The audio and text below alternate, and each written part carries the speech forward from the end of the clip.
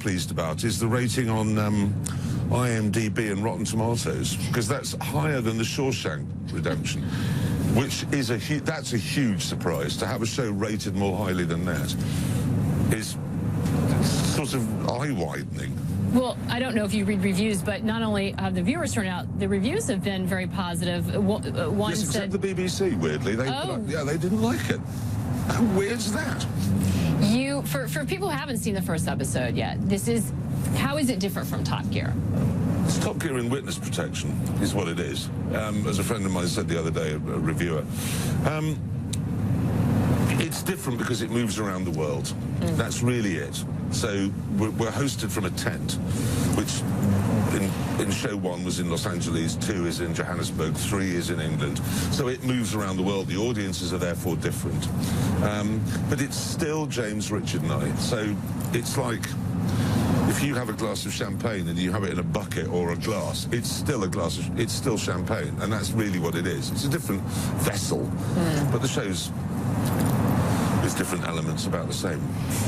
How are you finding working for Amazon? Have you met Jeff Bezos? What's that like? No. I had an email from him. I forgot to reply, I've just remembered. But anyway, no, he emailed us to wish us luck, which was nice. And no, I mean, Amazon, they provide the tool that enables people to see it. And then we clown around. It's an ideal scenario, really. And Amazon's idea of SVOD, you know, is very good. It seems to be the future. You know, it's interesting you say clown around, because initially a lot of people would have said you host a car show, or Top Gear is a car show. It seems like it really has morphed into something else, or the real attraction is the chemistry between the three of you. What do you think it is that appeals to people? It's so peculiar. I mean, one of the things that's been interesting is that around the world, Top Gear was a very well-known show. Much less so in America. Much less so. It's tiny here compared to how it is in Russia or Middle East or Australia or South Africa. And it's really hard because you find people here saying, "God, what is it? What is the show?" And when it's like trying to explain Hamilton. The first time I heard, you know, they said, "Well, it's like rap music on a historical thing." Oh dear, no.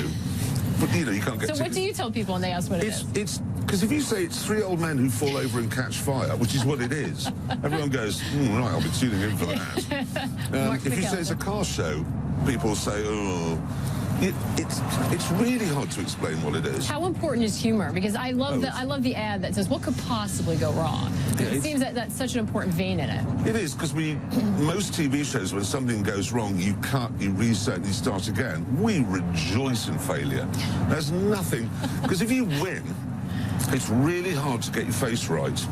Because you've got to look proud, but you mustn't look boastful. And that's a difficult expression. If you lose, look at me. That's an easy face. Everyone can do that face. And we like losing. James doesn't, but Richard and I like losing. And it is quite funny, because we are so different, Richard, James and I. We get on terribly well when we're working.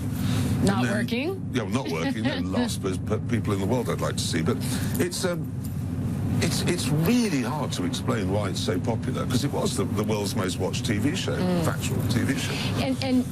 And that left a great expectation. Amazon spent a lot of money on this. Were you ever worried at any point about living up to the expectations out there? Amazon spent far less than Netflix would have you believe.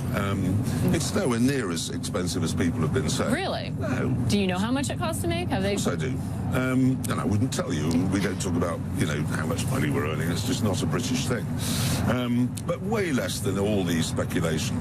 I mean, look at me. Do I look like I'm earning $300 million a year?